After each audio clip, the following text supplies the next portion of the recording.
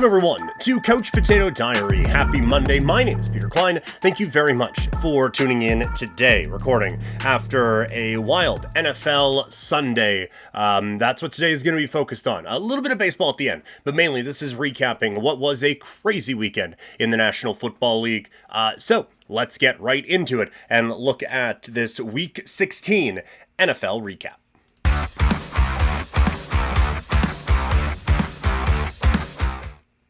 It is another week basically in the books after the Tampa Bay Buccaneers fall to the Dallas Cowboys and give the Atlanta Falcons control of the AFC South. This was a game that was, I would say, incredibly disappointing from a Tampa Bay Buccaneers standpoint, specifically on the defensive side. That defense couldn't stop a thing. Cooper Rush looked like a legitimate badass starting quarterback in this league. CeeDee Lamb looked like he had the Super Mario star and was just running over people left and right. Now, they stopped the run really well, which is whatever, but the passing game, they were just getting diced up. And this is the problem with throwing everything into a team like this is, yes, the offensive story has been great, and they put up a big performance against the LA Chargers a week ago, but there's only so much you can do on offense. This team put up 24 points and didn't really feel like they had a chance until very late in the football game. The defense was a gigantic problem for this team, and it's probably going to cost them a playoff spot now. But you can have troubles on the offensive side, and it can be really tough to move the ball and all of that. But troubles on defense, you can make average-looking offenses look really good. And that's what we saw with the Dallas Cowboys here. They battled, they competed. That was a really hard-hitting game from that Cowboys secondary. They absolutely brought it. And look, I am not a big Mike McCarthy guy at all, but I was very impressed with how that team came out to play for their coach and just for their team in general on a day where they were mathematically eliminated from playoff contention. And that is, it's a good win. It's a good win for the Cowboys. And that is a really bad loss for the Tampa Bay Buccaneers. While we are on the subject of really bad losses, the Philadelphia Eagles, just a dreadful loss against the Washington Commanders. And look, I know Jalen Hurts was out for this for a good chunk of this game, but still, that your defense had 5 takeaways and you still can't put them away. That is inexcusable. This is, again, it is all of the things from last year coming back here for Philadelphia, and it kind of felt like maybe that had gone away. Good win against Pittsburgh, you were getting there, but there's a few of these things starting to creep up again, and you have an opportunity to put this team away, and Devonta Smith drops the football. And so now again, chance for first round bye, probably gone. Although Detroit does have a bit of a difficult schedule the last couple, but chance at a first round bye, maybe gone. Don't get to wrap up the division, have to keep playing, have to keep battling. It is... This is a really bad loss for this team in a game that, given the way it was going, shouldn't have been close at all. But just, you cannot have a game like that when you are competing for top spot in a conference. On the Washington side, I mean, this is... Everyone knew this already, but it's happening now. Jaiden Daniels is a culture changer. That is a game that, okay, it's 21-7. Yeah, look, okay, well, their quarterback's out. Maybe there's just we got a first down. Okay, that's it. But they battled. They kept in it. And Jaiden Daniels would not let this team stop believing and continued to let his team lead his team down, and just big play after big play, big moment after big moment. None of it was too big for this kid. Such an impressive performance. And look, I'll eat some crow. I thought that we were starting to see this offense turn into a pumpkin a little bit with a bit of a closer win against New Orleans, even with some clock shenanigans at the end. Again, that one felt like it shouldn't have been close. And then they come out with a just game-breaking win here. Bravo to the Washington Commanders for that win. Full marks in a victory over the Philadelphia Eagles. The team that the Eagles are competing with for top spot in the NFC, they come up with just another dominant performance. And like this offense just refuses to let up, ever. They up by 115 points, and they go for on 4th and 5. They are just constantly looking to put things away. And so that is a nice reminder that this team, they refuse to take the foot off the gas pedal. They are basically, they coach and they come out and play every game. Like they're already down 10 and there's 6 minutes left. It is just nonstop pressure from these guys. There's a couple of things though that give you a bit of concern now, and it's kind of similar to what was popping up before, but it is that defense could not get a single thing at Caleb Williams in this game. It felt like Williams, that's probably the most time he has had this season back in the pocket. And I mean, look, it didn't cost them. They beat him 34-17, but we came into this week thinking this is going to be the thing that throws some people off the scent of the Eagles, where like Chicago's bad offensive line is going to make Detroit's pass rush look a lot better than it actually is. And people, oh, see, no, it's fine. Oh, it's Dan Campbell. And Aaron Glenn, they know how to coach up a defense. That's what it's just relentless. They bite kneecaps. That's what these guys do. And instead, they didn't really get a whole lot of pressure on a Caleb Williams. And they didn't really do a whole lot to cause any problems there. And so when you are going against, with all due respect, good offenses, that's going to be a very significant problem, and one that I think is really going to show up in a couple of weeks when they play the Minnesota Vikings. The other issue, goal line offense became a bit of a problem all of a sudden, and Jahmyr Gibbs is great, but when he has to be the hammer down at the goal line, that was a problem. It took a lot to get that team in there, and David Montgomery, I think really, you could really feel that absence when they got in around the goal line. It took a few 5-6 plays to punch it into the end zone a few times. And then they go 62 yards to Amon-Ra St. Brown or Jamison Williams this week. And it didn't matter. But that, again, it's those things that you see that give you concerns as we head toward the post season. Sticking in that division and in that conference, I suppose. The Minnesota Vikings with a good win over Geno Smith and the Seattle Seahawks. The defense, not surprisingly, living in the backfield all day against Geno Smith. They did not give him any time to work, and they did an excellent job in coverage as well. And Geno Smith got his because he is a bit more of a magician than I think people are going to give him credit for. But I thought that defense came to play in a real legitimate way, and that secondary showed up again against a very good Seattle offense and showed up. And then offensively, I thought Minnesota looked good. They just have so many weapons and so many ways to beat you. And the creativity with last week it was Addison. This week it's Jefferson lined up in the backfield. Get him an open look. Like they just have a few plays that make things easy on them. And you need those when you are, again, going into playoff type football and things start to bog down a little bit. They got it, and they can get to the quarterback in a number of different ways. This is really a team that I think people need to be taking seriously. On the other side of it, it's a tough loss for the Seattle Seahawks. The offensive line issues show up again. Geno Smith, I don't know if he had any throws that were just on time in this game. It felt like he was constantly running for his life, having to throw off of his back foot. A couple things of note, DK Metcalf gets in the end zone for the first time in a long time, but it looked pretty obvious, at least from the bits of it that I watched, and admittedly, like I'm watching Red Zone, so I'm not seeing every snap here, but I mean, it's the what everyone else would call the 4 o'clock games. Here in the Mountain Time, we call it the 2 o'clock games. But you get into those games, and you get to see a little bit more, and it felt like the first read was JSN a lot. And I don't know if that is just how the Minnesota coverage was kind of leaning things. I would like to watch the All-22 to maybe see that. But it sure did seem like when things were coming, the first look, when the Madden quarterback vision, it launches over to JSN. So that gives you a lot of confidence in this kid as we head toward the fantasy championship, for some. The LA Rams, again, bouncing now within that division in the NFC West. They get the win, which is important because Seattle didn't. And so now they really feel like they're in the driver's seat, especially with these two teams getting ready to face each other in Week 18. But it is this performance, like they have these every once in a while, the Rams, where it pops up and it's like, man, I want to believe in you. I see all the weapons. I see everything that's going on. The coach is a genius.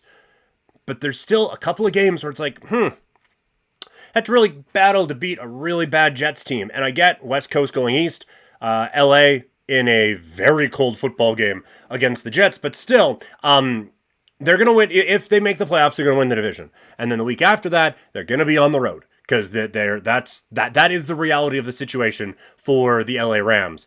And I would have concerns if I were them, because it didn't look impressive against a team that's been pretty good to look impressive against. Again, elements were what they were, but Mac Jones looked better against these guys than this offense did. So, bit of a game from the LA Rams here this week.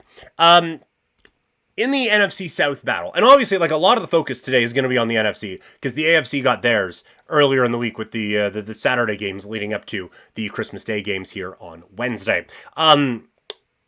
NFC South, Michael Penix Jr., he made this offense look so much better. It was fluid. There was movement. There was momentum building. Everything. And look, he wasn't perfect. Like, there are a couple throws that it's like, that didn't look exactly perfect, but look, we got there.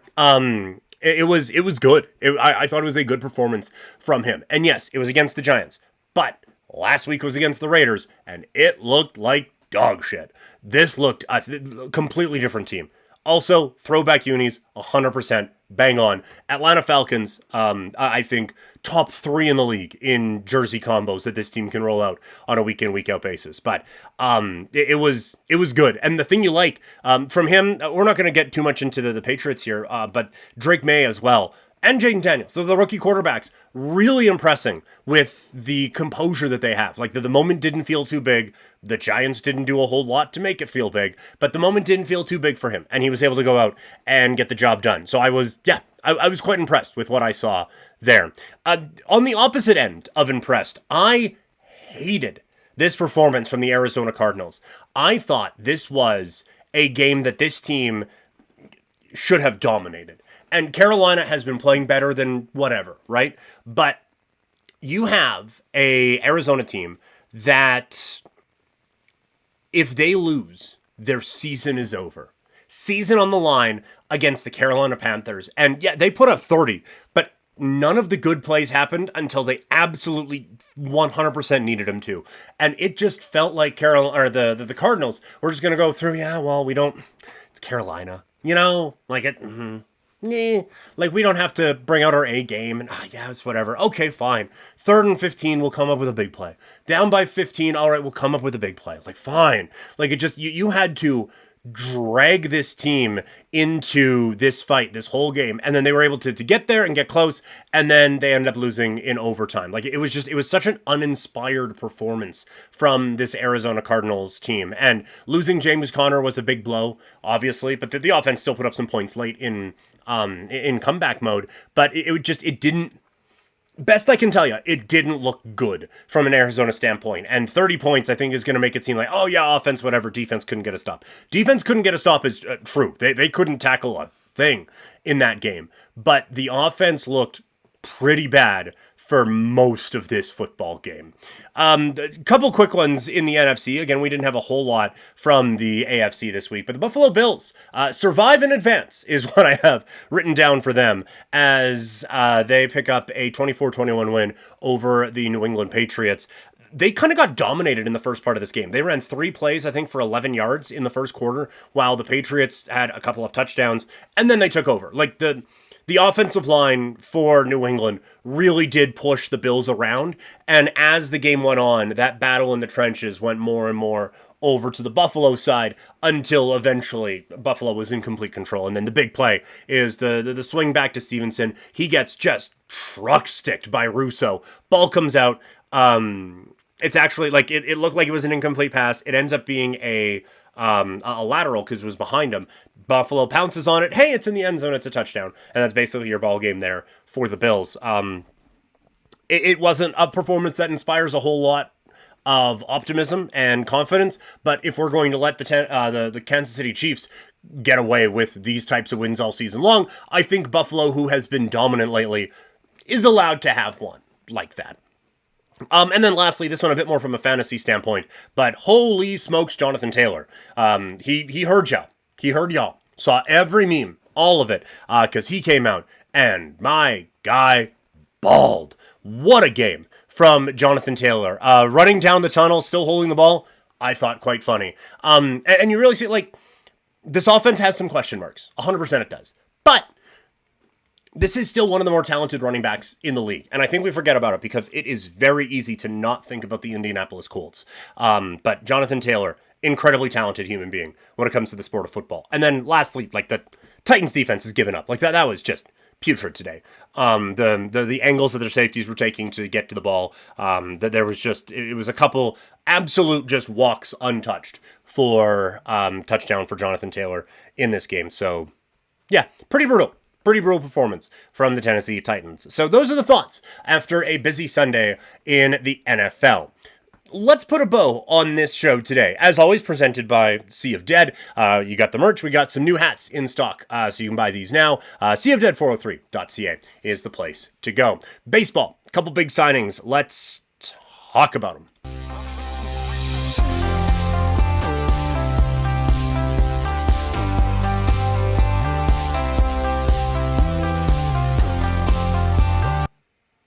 All right, the baseball offseason rolls on with a couple first base signings in the last little bit. One that, honestly, neither of them were ones that people saw coming. The first was Christian Walker, as he signs a deal with the Houston Astros. And they kind of tied it all up the other day with the Bellinger stuff and the Blue Jays, so don't need to get in here. From a Blue Jays standpoint, to watch the Astros, or just the rest of baseball, to watch the Astros trade away one of the best players in baseball, in Kyle Tucker, and then still have a very good offensive team. By the way, Bregman's probably leaving for nothing.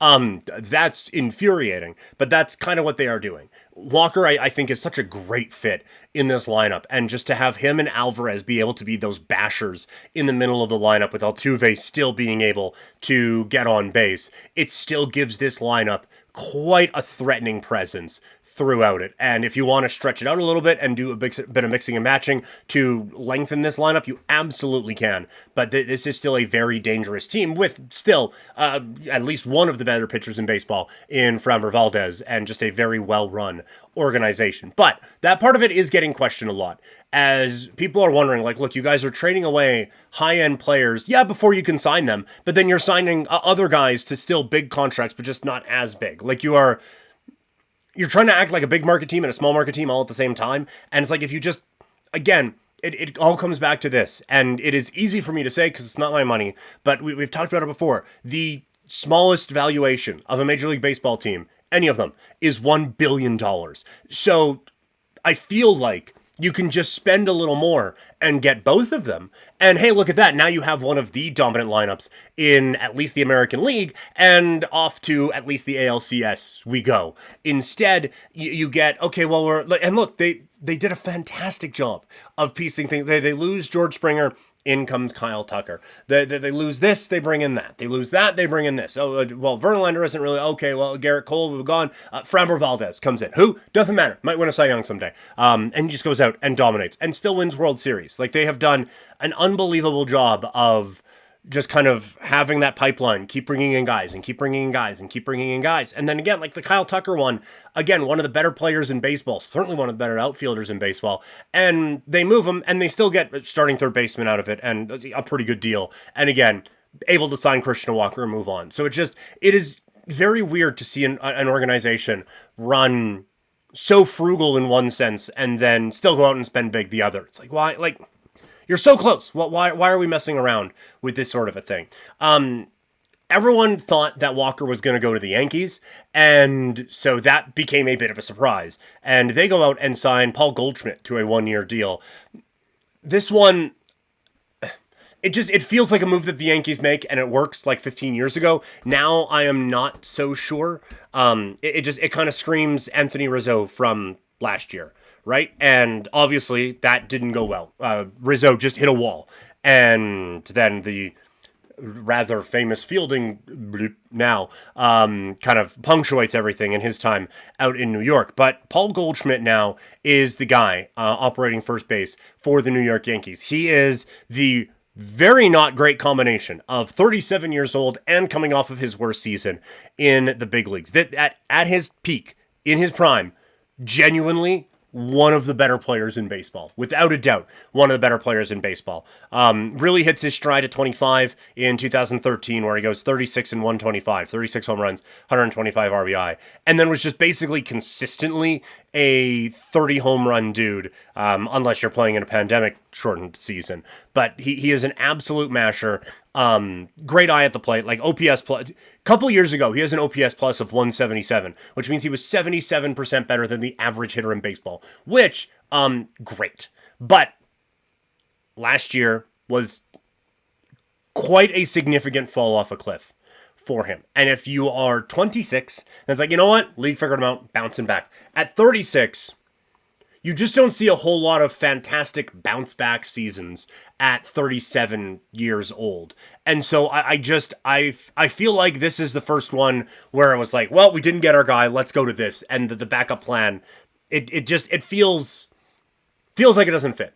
And it feels like it is just basically going from what was a problem to a bit less of a problem out at first base. Like they needed to get maybe a little bit more athletic and a little bit more production from that spot. He'll be better than Rizzo, so it's an upgrade, I guess, but I still don't think it's the type of player that this team needed over there at first base. But still, again, very good high-level lineup that the Yankees are putting out. And that's the good thing about this from their perspective. They're not asking him to go out and hit or drive in 120 runs. The 30 home runs they'd probably take. But like you are hitting after Bellinger and Stanton and Judge. Like he is probably going to be almost like a second leadoff hitter if everything goes well, where that lineup gets to just mash and then the dust is settled and all right, time to play again. And it's him going out there and then whoever, right, behind him.